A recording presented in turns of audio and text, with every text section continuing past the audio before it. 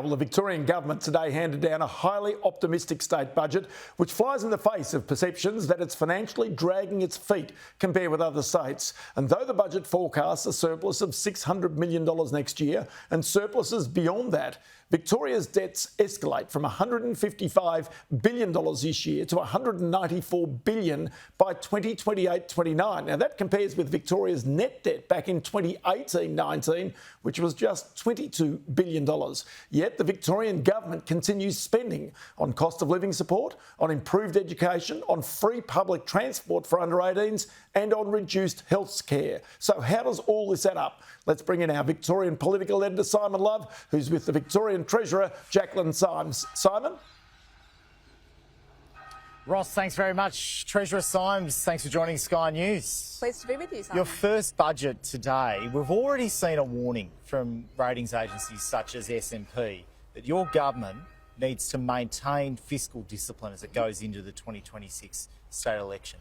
Can you commit now to that discipline for the next year and a half?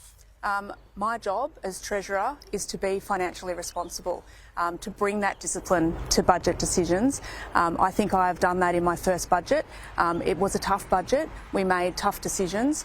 We have landed a surplus for the first time in many years. We have forwards are demonstrating that that surplus will increase to an average of $1.9 billion over the forwards. I will bring discipline to ensure that becomes a reality.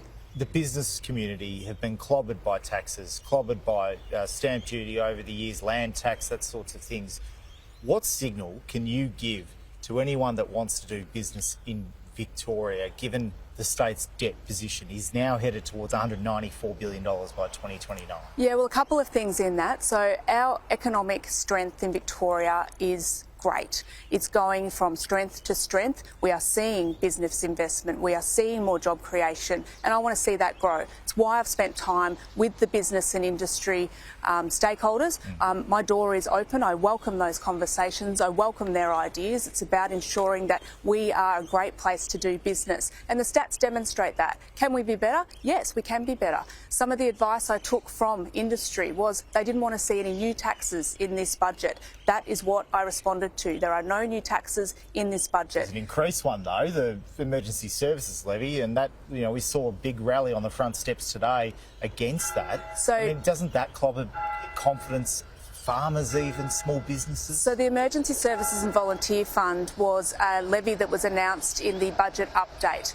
It is all about ensuring that our emergency services have the resources they need to do what they do best, and that is protect the Victorian community.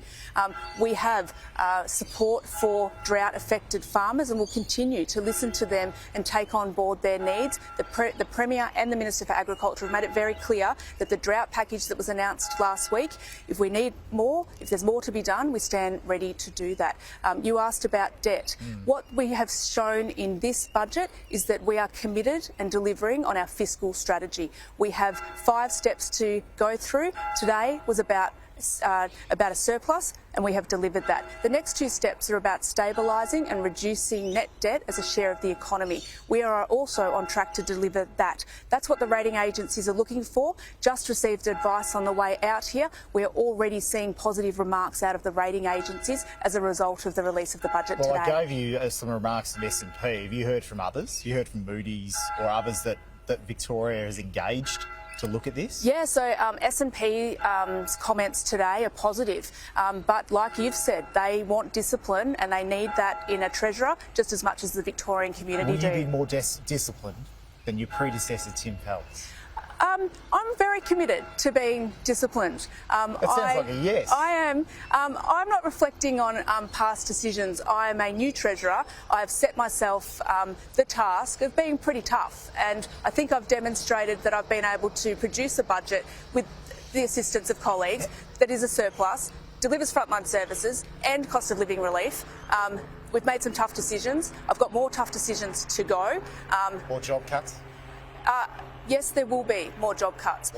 In relation to this budget, we have been able to identify more than $3 billion in savings. That is reflective of around 1,200 FTE. I want to be really clear, this is not necessarily people, because we've been doing the work through attrition, and people are not replacing vacancies and the like.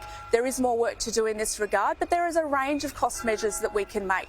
Entity consolidation, there are so many boards and entities and different bodies within government that we think we can reduce. We're out of time. Appreciate your time, Jaclyn Symes. Thanks for joining us. Thank you, Simon. Back to you, Ross.